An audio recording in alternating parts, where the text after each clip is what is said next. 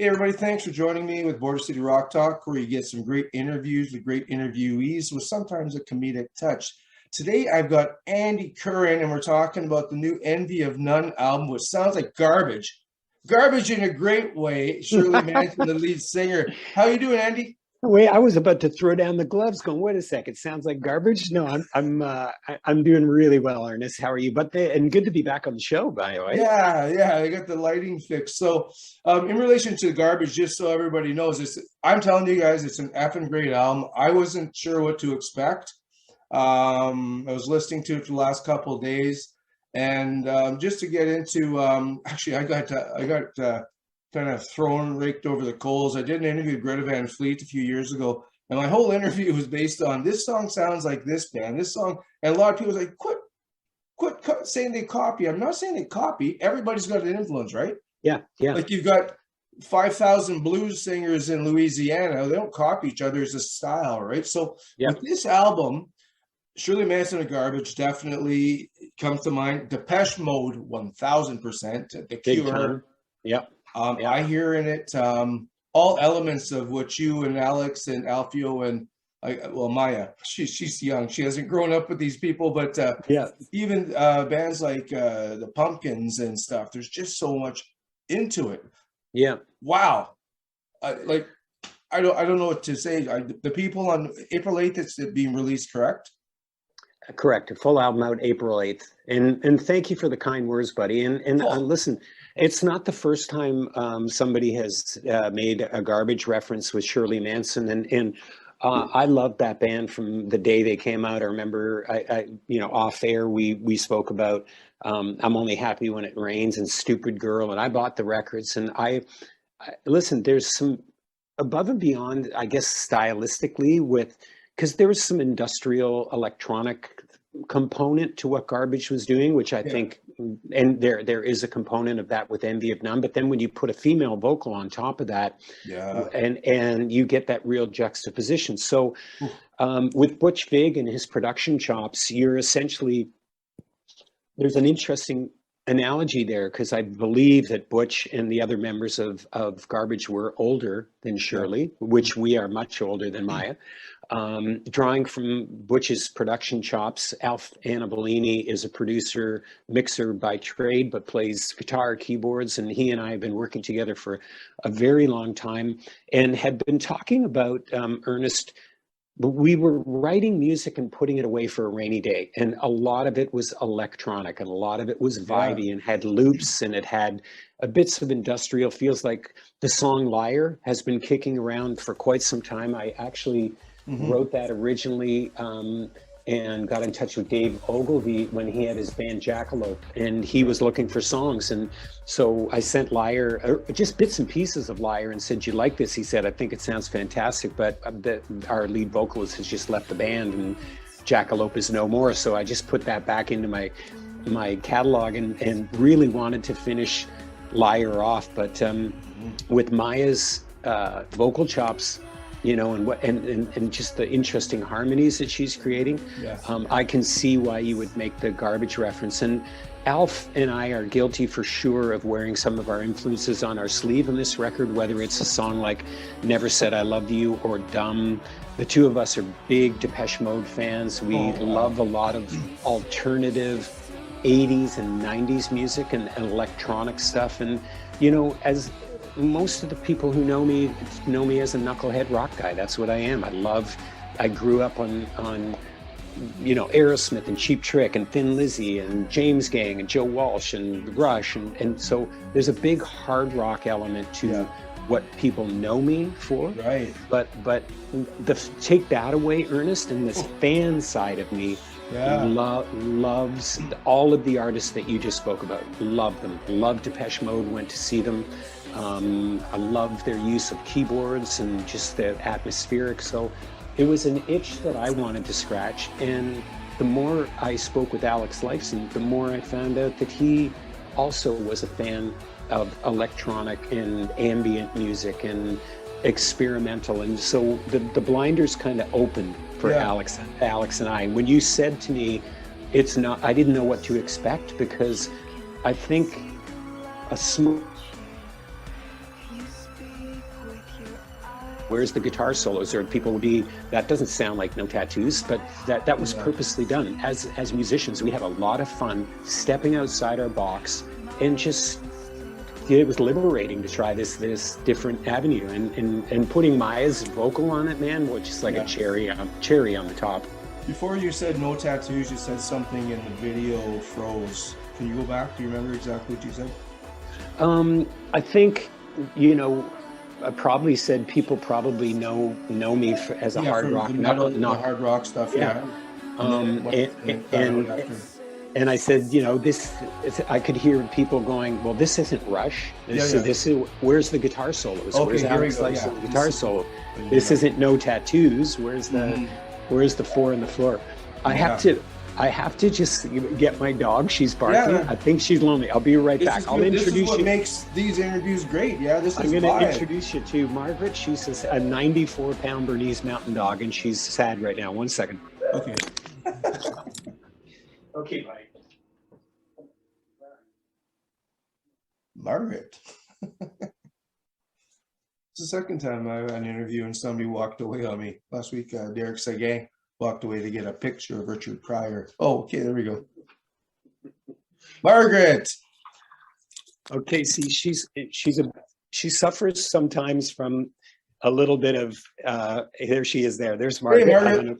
I don't know if you can see her. She's not 94 pounds of love, but if you ignore her for too long, like most other women, she's not happy about that. It's funny you say that because I love dogs, but I'm a cat person, but that's the opposite with cats. Male cats are the ones that are sucky. Oh, is it? I didn't know. Yeah, I'm more of a dog guy. I did have a few cats growing up, but listen, it's amazing to have her around, but sometimes in the middle of interviews, she gets a bit needy. Sorry about that, bud. No, don't be sorry. That's what makes them unique. And, I don't like to have these blasé interviews where you're like, so who's your favorite band? You know what I mean? Like the standard Q&A monotone. So with the Depeche Mode thing, I got to tell you, man, a little story I have. I backpacked across Mexico. I love that country. I flew into Mexico City one year. Okay. And then after a couple of weeks, I fled to Acapulco. Well, I didn't fled. I went to Acapulco and back. Okay. And I went into a nightclub when I had 2 more weeks in Mexico City. It was in a bar. It was called Segundo Piso, second floor, if you know Spanish. And I got to tell you, I liked a bit of The Cure growing up, and I was always like you. I was into my Maiden, my Ozzy, Randy Rhoads style kind of music. Sure. Yeah. But they had a Depeche Mode cover band, and I left Mexico just listening to nothing but Depeche Mode. I mean, I can't believe I missed it on my radar, probably because I was in my egocentric hard rock stage. Sure. But yeah, I mean, The Cure, comes across in The Cure is another big one for Alfie and I. Cure. You definitely, I would say a lot of the keyboard flavorings and anything that like Never Said I Love You or Dumb. Love those 2 songs in particular, I think we drew from our influences from specifically Alf and myself.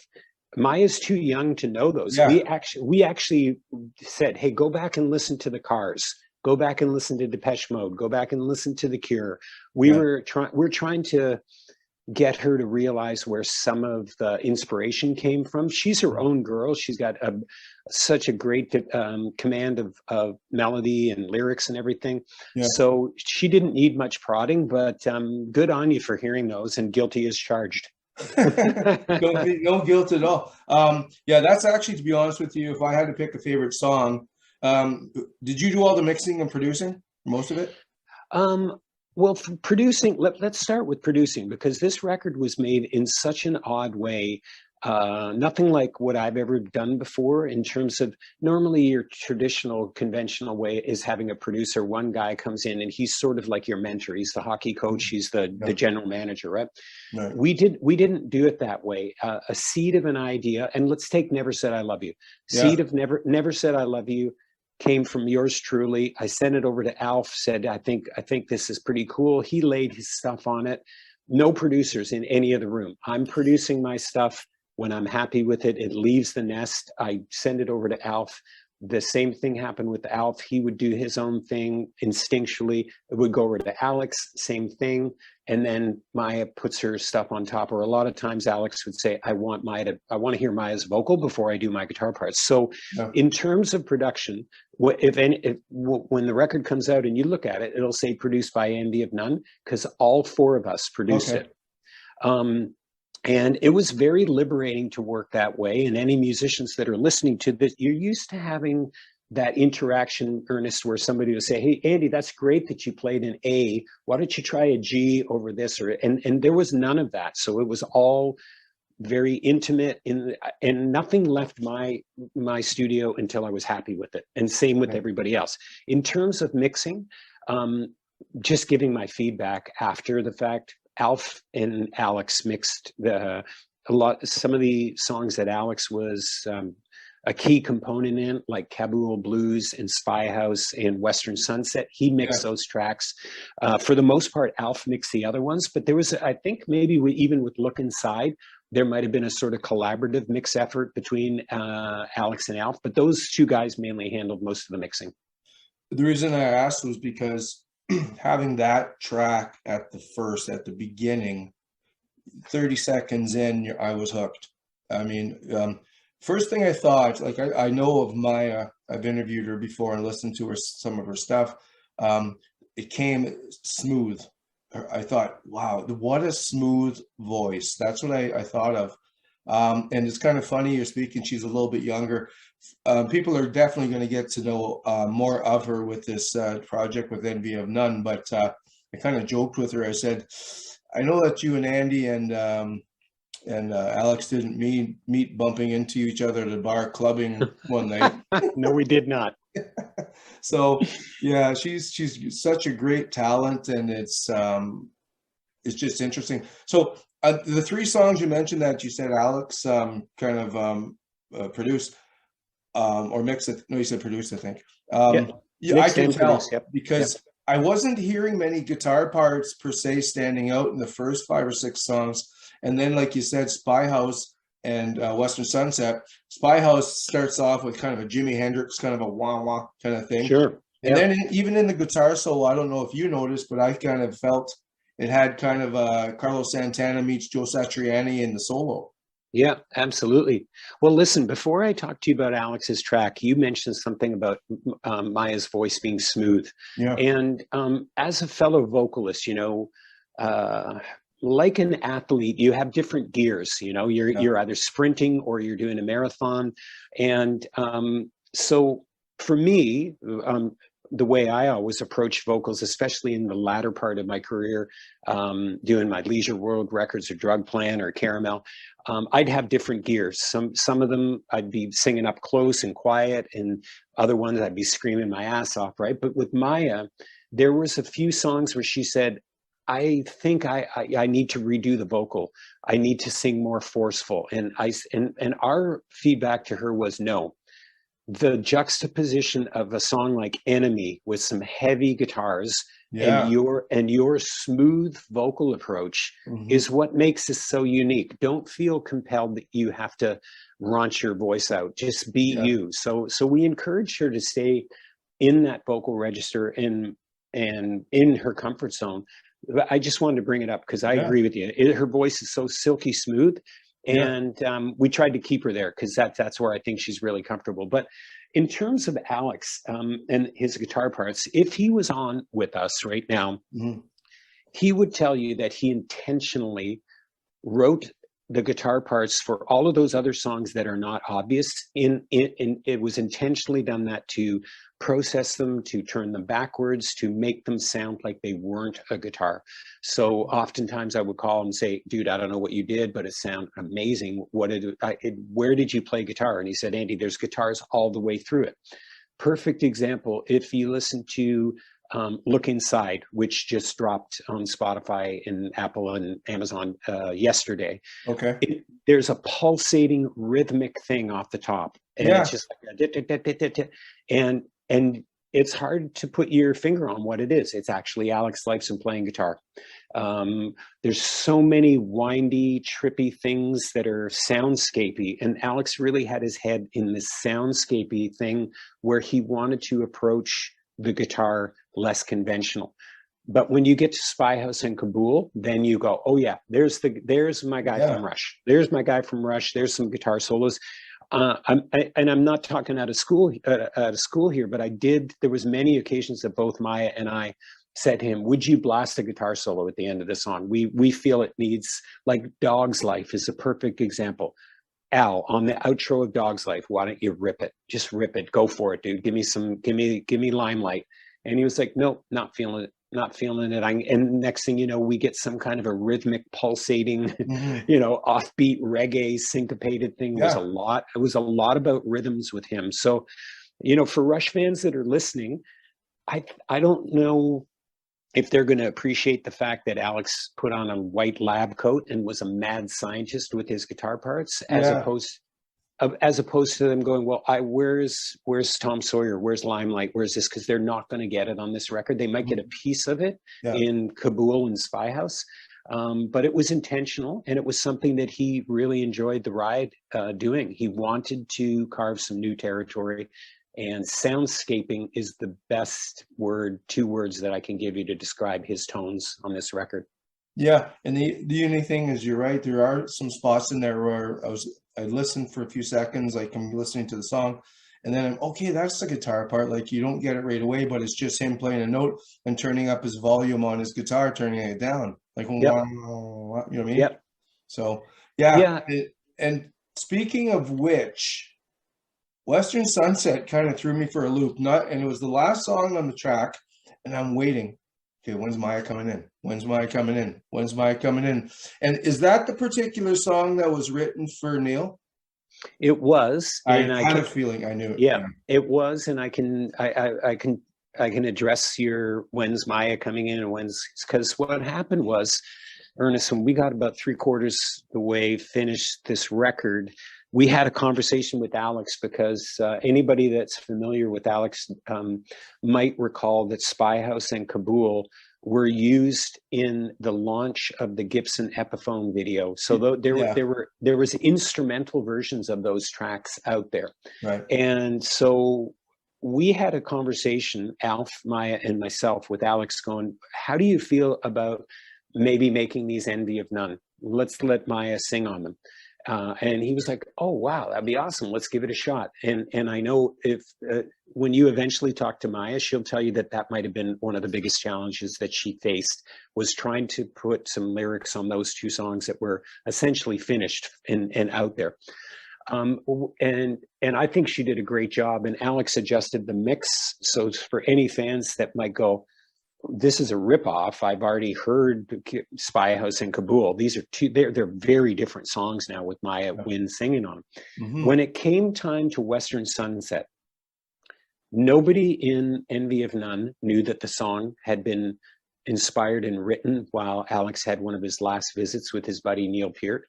Yeah. As a matter of fact, when he asked me if I would play bass on that track, there was no mention of what the inspiration was. I'm glad he didn't tell me, Ernest, because I think I would have got really choked up, because Neil was also a friend of mine, nowhere near as close to as Geddy and Alex were. Yeah. But ironically, I played fretless bass on that track, and the bass that I played was given to me from Geddy Lee. It was a Jaco Pastorius relic fretless bass. So all of a sudden, in my mind, as a Rush fan, okay, I played a bass that Geddy gave me on a track that was written, inspired by Neil, by Alex, right? Yeah. So come full circle on this story that I'm telling you about Western Sunset, Maiah did try. She tried singing some vocals on it. She tried some sort of oohs and ahs and pads and everything. And then I think at the end of it, Alex and Maiah had a conversation, and they both agreed that the song spoke better as an instrumental. Yeah. And the last thing I'll tell you is the instrumental part of it. After you've digested the full Envy of None record, at the end, Alex was like, let's put it at the end, because it's almost like a bit of a breather. You've been you've been hammered with this, like these dense tracks, and you're taken on this ride from Liar to Enemy to Dumb to Look Inside to, you know, Kabul and Spy House. So Alex on a production end said, wouldn't it be nice to end the record with this peaceful, tranquil, Yeah. you know, a little bit of an ear break, but just a nice instrumental vibe. So that was the reason that we put it at the end of the record. Yeah, I mean, I don't think anywhere else on the album there was acoustic guitar, was there? Well, actually, you know, not prominent. Certainly not prominent. There's acoustic, and Alex and I just did an interview with a German music instrument magazine, and he said, "Yeah, here's where I played acoustic." So all through the chorus of "Never Said I Love You," in the breakdown of "Liar," there's some other rhythmic places where Alex played some acoustic, but it wouldn't be in your face where you go, that's acoustic. It's more like a shimmering layer of it. Okay. And it's a sonic thing. You know, when you get to the chorus of Never Said I Love You and it lifts and it smacks you in the head, you're kind of going, wow, that really worked. Part of that was because Alex had layered some acoustic guitars, you know, for some rhythmic stuff coming in there too, right? So very subtle use of acoustic in the record. Okay. This is great. I didn't know you spoke German. So wie geht es dir? All I know is Auf Wiedersehen and Bratwurst and Heineken. You know, anyway, I've been to Germany a bunch of times. I love it. I was there for. I remember waking up in my hotel room. That Rush was on tour, and we were in Mannheim. And I walked out on a Sunday morning at 11 o'clock, and all of a sudden, this big giant square that was empty the night before was filled with Germans smoking, drinking, eating, and it was 11 in the morning, and I was like, "Oh, breakfast!" Awesome. Yeah, but there was beer everywhere and bratwurst and people smoking. Everybody was smoking, right? And I loved it, Ernest. It was good. Was it October? It was. Okay, it was so October. Their festival thing, I guess. Yeah. Speaking of, when you were saying, I woke up in my hotel room, it brought me back to that story you told me during our previous interview where I had the solar flare on my forehead. Yeah. Tell us the story about when you were in Sault Ste. Marie and how you woke up and you don't know how you got to the States and back. Okay, do we have to do an explicit warning No. disclaimer? Okay, so this is a true story. You can swear on here. Derek Seguin just the other day said, "Can I fucking swear in your podcast?" I said, "Sure." So you're going to have to remind me of the famous Sault Ste. Marie Rock Club. Eastgate Hotel. Eastgate. So we played the Eastgate. The band is the early reincarnations of what I call the No Tattoos band. So I had a couple of young guys, Ray Buck and Harry Smith, and Ray was from the Sioux, Jack Fuller on drums. So that lineup, after I left Coney Hatch, we went out and we played like Kirkland Lake and Sudbury and Kappas Casing and places, honestly and respectfully for residents in those towns, places that I never want to tour again, ever, right? But they had friends in Sault Ste. Marie, and Jack Fuller, the drummer, his parents were in Sault Ste. Marie, so we were going to have a good time. It was like, oh, this is going to be family.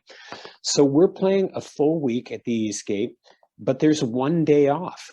For some reason, we're like, what the heck? Why did, like, in the middle of it was a Thursday or something. And probably a Wednesday. I think it'd be a Wednesday leading into your story because that's what happened. Okay. Yeah. So they said, and I remember my manager going, "You're playing it full week, but you got Wednesday night off." I was like, what the hell? That sounds kind of weird.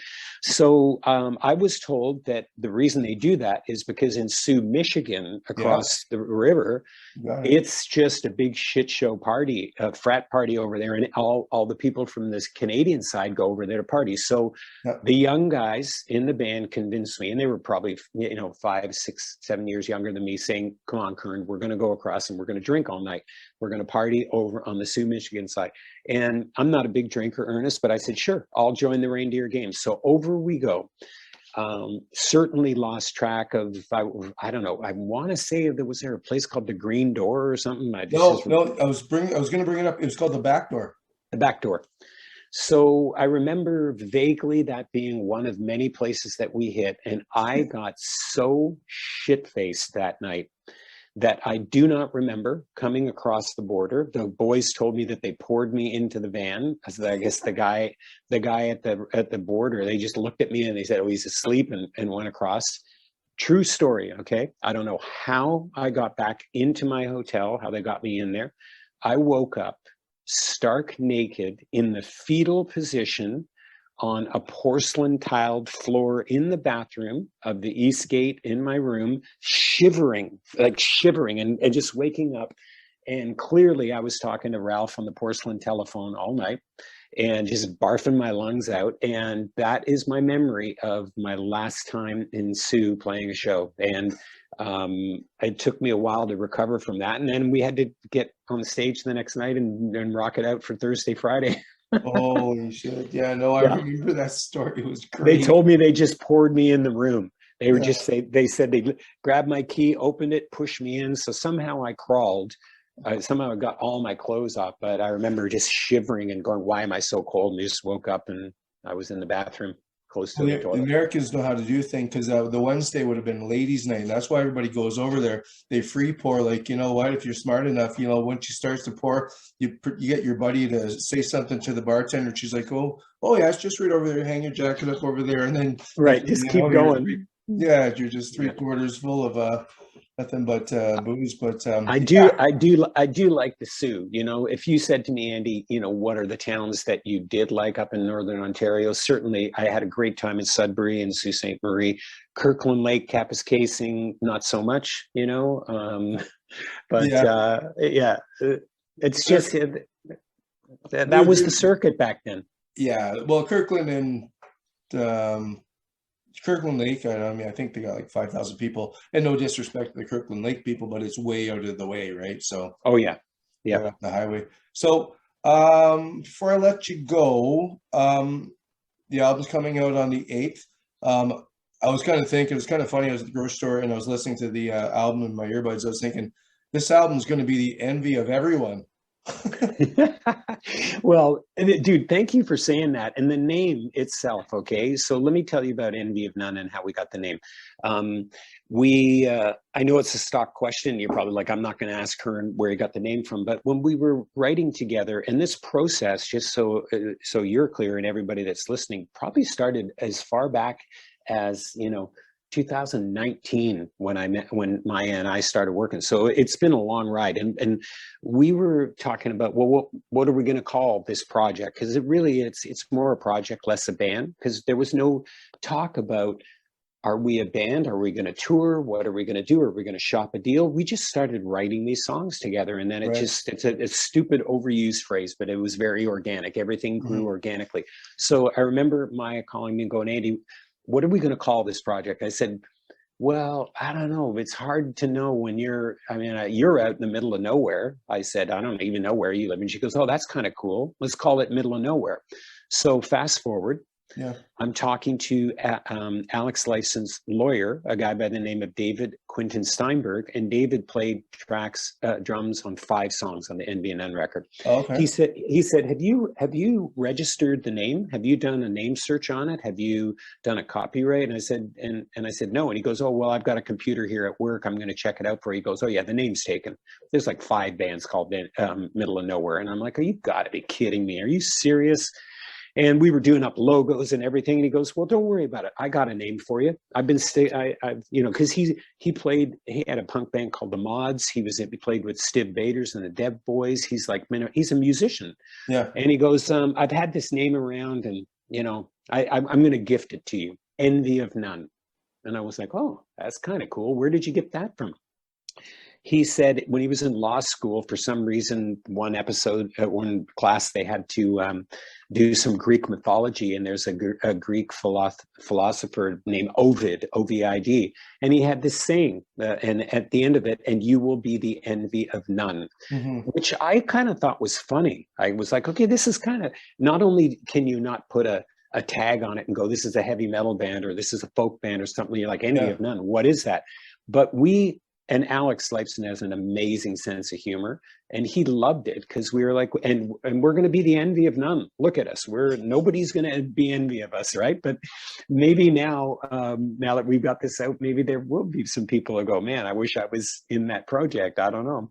I'm telling you, well, before I forget this little joke, I've never heard of a lawyer giving anybody anything for free. Yeah, I know, right? Yeah, he's one of the good ones because he's a hybrid of a lawyer and a musician. Okay, cool. I gotta say, and to people that are watching, I mean, whether you grew up listening to Coney or Rush or whatever, this is the type of music that some of it is going to be the sound that I would think that, if I ever get back to Cancun and I hit a nightclub again, you hear this bop, it's in the background. It's kind of got a bit of a techno element to it. Absolutely. Absolutely. And if Alex was on the line with us, one of the things that he's very proud about is there's a lot of rhythmic components in this. I love groove oriented stuff.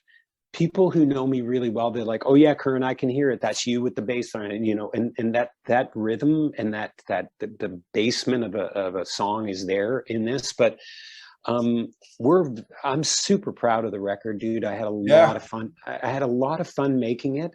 Yeah. And there was no pressure of having a label breathing down our neck. There was no manager. It was just 4 people making music and having a great time doing it. And so if it does well, that's fantastic. If it doesn't, I can tell you that the 4 of us had an amazing time making this record. And I hope people like it. And they're gonna like it. I mean, quite often I get sent albums in advance of release, and I listen to them. I don't know what percentage I'd have to say, but let's say I've got 50 in the last 5 years. I'll say about maybe 15 really caught my attention, and the other ones were good in their own elements. I've never would say that there's a bad one given to me. Politically, it would be suicide. Right. And then secondly, it's just, that's art. It's art. If it wasn't for me, it's not for me. But this one, is really caught my attention. Like I said, 30 seconds into Never Said I Love You, I was hooked. Wow. So That's so cool. Are you guys, I know you guys recently met physically. Was it in Toronto? She came Yeah, up? Maiah flew into Toronto and we sort of had a little celebration listening party, and then we did a big Q&A with you might know Alan Cross, who's a very, very cool radio host. So we did some video Q&A with him. We shot a video with Maiah for Look Inside, and did some photos, just, kind of condensed everything into 4 days of work. So that was great to see Maiah again, because the only other time we saw her during the project was early on when we tracked drums for Look Inside, and I think it was Shadow that she came in to sing. But it was great for the 4 of us to be in the room together after all that time. And one last thing that I want to tell you that we're proud of is you said art. Okay, so this thing here, I forgot about that. Yes. Yeah. It's, airline stewardess, correct? I know. Well, it's like you kind of look at that and you go, what is that? Who are they? What do they have there? What is going on here? So any band or artist or musician, they will tell you that that's a pretty tough process to go, what's the album artwork going to look like, and what are we going to do? Are we going to have band photos? Are we going to have this and that, right? So I can tell you that consistently, and again, Maia's so young that she would not know who Storm Thorgerson is, or anybody who knows Hypnosis that did the covers for House of the Holy for Led Zeppelin, or Pink Floyd, Dark Side of the Moon, UFO Obsession.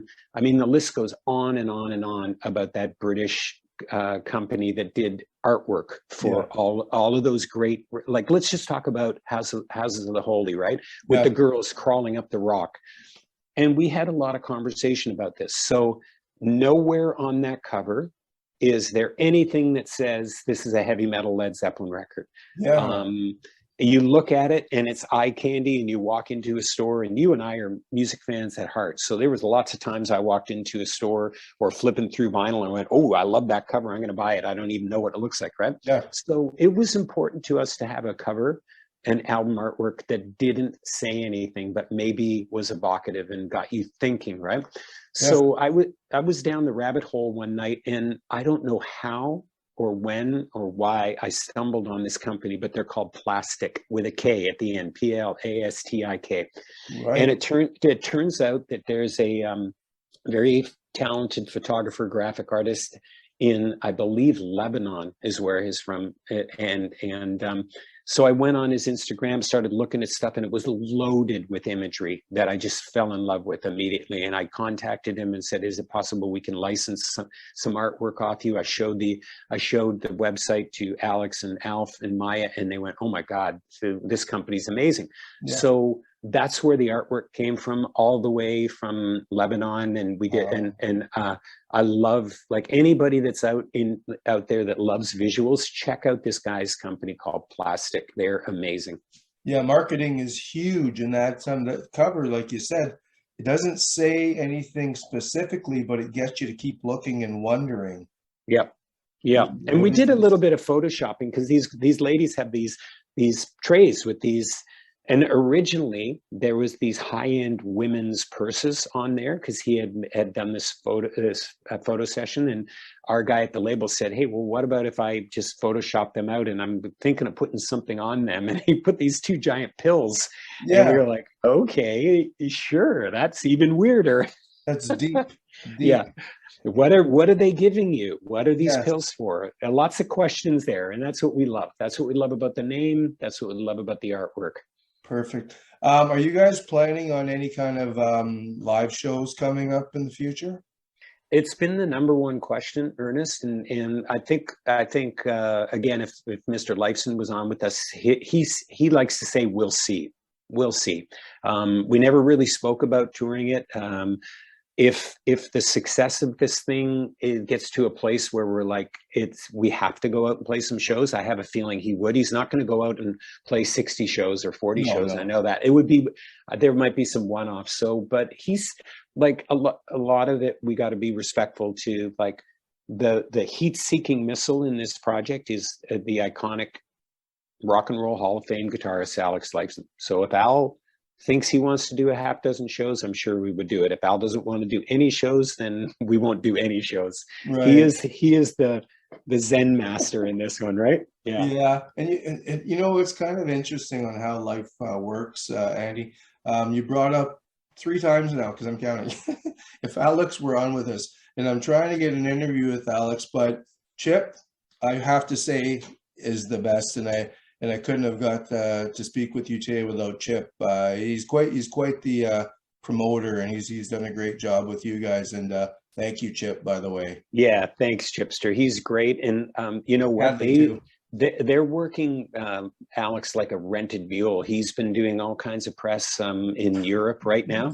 So they wanted to, you know, at one point he called me up and he said, Andy, I got 34 interviews. And I said, buddy, I'll help you. Okay. Like, bring me out of the dugout if you need. And I get it, Ernest, you know, like a lot of people would prefer to speak to Alex. He's much more iconic. Everybody knows him, but the poor guy, he's 1/4 of the project. He's like, people should talk to you, Andy. They should talk to Maiah. They should talk to Alfie. This is, you know, so I'm sure if it was discussed with Chip, there was no disrespect other than they're working him like a rented mule. No, I understand that. And that's something I've learned over the years too, as well as I've talked that just a little bit of a segue here. We're always saying, oh, the band should get back together like Van Halen. Like, you know what? We put you in those mansions by buying your records, but we have to understand as, say, writers or just fans, that you guys are just as normal as we are. You have lives, you get tired. If you have a job where you work with people that you're not quite getting along with and you move on to another job, well, you don't go back because the other coworkers say, hey, we want you back because you're funny in the lunchroom. Right. So no. Very true. And funny story that I'll leave you with about Alex that I don't think he would mind me telling. Perfect. I was over at his house about a month ago, and I think his wife had heard through, you know, heard conversations and telephone calls, and she walked up to me and she said, Andy Curran, don't you dare try to get my husband back out on the road. I just got him back. Yeah. So you think about that as a Rush fan and you go, wait a sec. Okay, Alex had, like you just said, he's spent all these 40 plus years on the road, and finally he's winding it down, and he's a family guy, and he's got grandkids, and he's got a Yeah. wife. And so let the guy live. Let him have his time. He's earned it. If anybody's earned the right to say I'm not going on the road anymore, that boy has. And so is Right? Andy Curran, man. You're very humble. One Thank more you. thing before I let you go, which is Yeah, great, pal. because before we got on video here, your screenshot is a logo of the Blackhawks. And we talked Yes. previously, you're a hockey Do fan. you want to see that for everybody? One sec. Where is Sure. it? There you There go. we go. Yeah. There we go. That's When I had a awesome. little bit more hair, I was standing outside the Hawks dressing room in Chicago. There you go. Yeah. Um, have you ever been on tour with Firehouse and Bill Leverty? No, no. Okay. He So, okay, no, continue. do you know have you met Bill before or? No, no. Give me the background on that. Well, I interviewed him about a month ago, and I asked him about, his favorite Canadian musician and stuff like that. What do you have to say to your Canadian fans? And he left off the interview by saying, "Thank you, Canada, for giving the United States hockey." And he went on to say that he grew up in Virginia, Okay. and he actually played hockey, and he insinuated that he was, going pretty far, because he said he had a shoulder injury and surgery. And he knows everything about hockey, and he still plays pickup men's league, but he went on and on about Bush League hockey and stuff. And he says it's the toughest sport. It's the most talented sport. He says no disrespect to the other ones, but you've got the boards. They don't give. After 3 feet up, they don't give. After that, they give just a bit. He goes, when you Yep. fall on ice. Ice Yeah. isn't soft. It's not like turf. So I was just wondering if you and Bill had ever crossed paths, and the next time you do, maybe you guys could pick up. We could have some good stories. Well, listen, I if you're okay, I'm going to talk a little bit about hockey and my love Yeah. of hockey as we finish. So, You have to say this is they're going to win the OHL championship. okay, but I don't see the logo. Who is that? Sue? Is that the Sue Graham? Well, I'm from the Sioux, so I would say Okay. yes. Okay, the Sioux Greyhounds are going to win their division and maybe go all the way.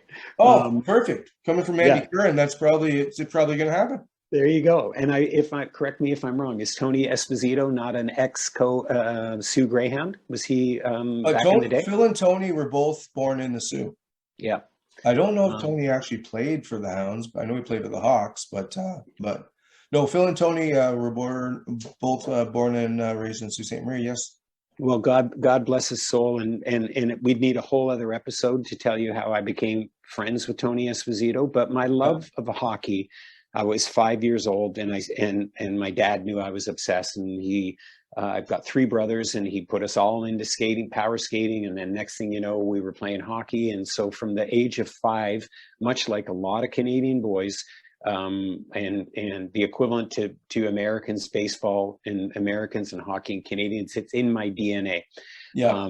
I've told this to many people, Ernest. If I had my choice back then, I was like, I'm going to be in the NHL. I'm going to go to the show. That's what I want to be. I want to be a national hockey league player. I want to go to all the way. So as I was growing up, I started to get better. I got to the level where I was playing AAA hockey, which is a pretty good level. Yep. And then continued on in high school, where I played for the junior and senior hockey team. It was at that point that not only did I get a bass guitar, but I discovered that the boys were much bigger and faster than I was. And I was getting crushed. I'm 150 pounds wet out of the shower. I was getting like hammered all over the place. And so I realized that I was not going to the NHL. So enter rock and roll. The entire time, though, that period in Coney from 82 to 85, I didn't skate a lot. We were on the road like solid. But when I got back home, bought new gear, and fast forward to today, I'm skating 3 times a week. I still love it. I don't play beer league. It's more like men's shinny pickup hockey. Yeah. And my favorite part is going out for beers and wings afterwards. But it's an amazing escape. I love chasing around a stupid little puck for an hour to 2 hours and just forget about everything. It helps me keep my panther-like figure to try to stay thin if ever I got to get back out on the road. But It's Ernest, like it's not a love, dude. It's an obsession. I have the NHL Network. I watch every single Chicago Blackhawks game. I've got all of their blogs online. I know exactly who's playing every game. I know who's getting traded, the rumor mills, and I love it. It's just a guilty pleasure of mine. I'm obsessed with hockey and the Chicago Blackhawks.